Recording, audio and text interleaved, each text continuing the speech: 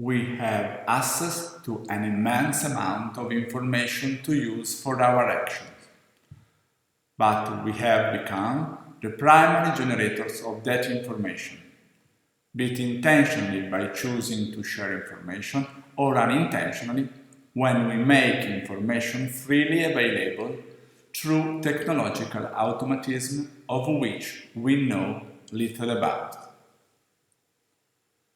Today, we look on phenomena and events from a new perspective that combine external information drawn from more or less authoritative and self-referential sources with information that we ourselves produce.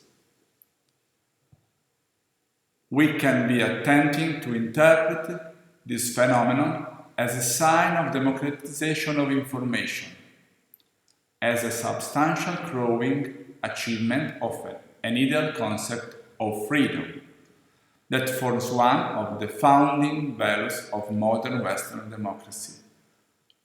But the reality, as so often happens, is that the matter in question is much more complex than it appears.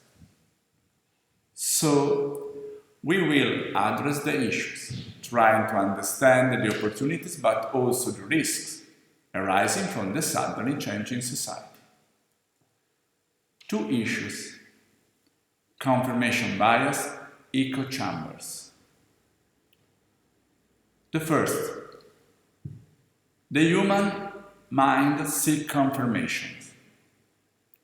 People tend to seek evidence to support their existing belief system and ignore the evidence that contradicts it. This natural tendency is defined as confirmation bias. This predisposition is obvious and natural and responds to the need for identification with one's own social context, but also meets specific cognitive needs with the selection of information relevant to our purpose and interest from the surrounding environment.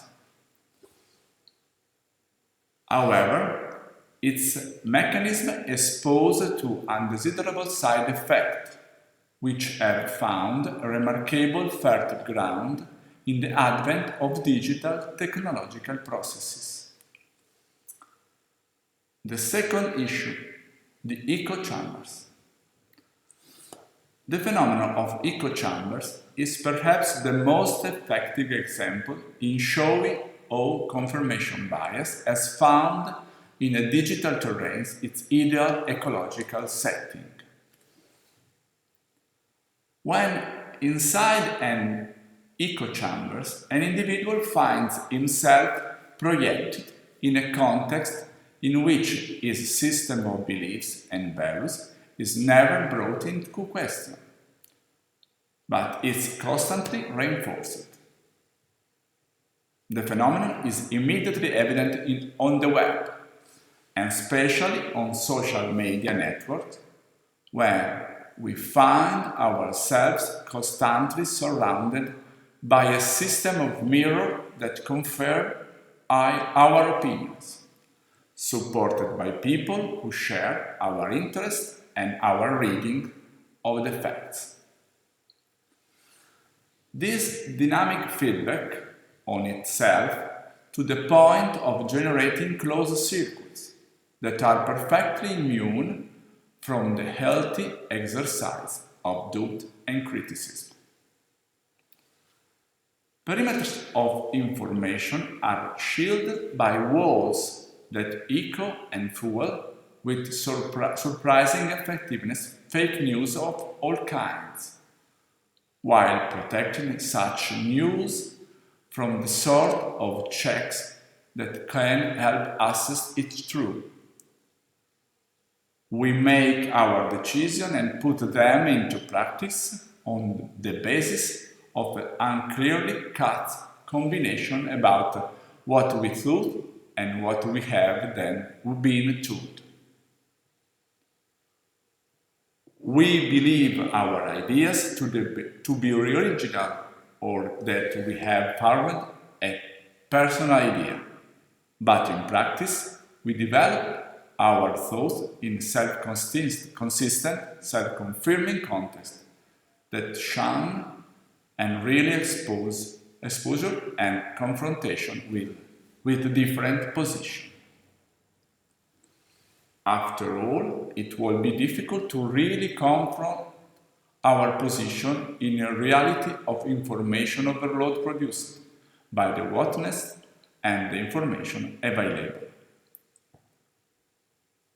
We ourselves make many of our actions or expressions available in what are the digital version of our small worlds, that they serve to fuel a complex process in which we are engaged. Through that process, which for many near totalizing, we constantly define our sense and identity. Through this process, we recognize and confirm ourselves in a continuous act of the remediation of ourselves.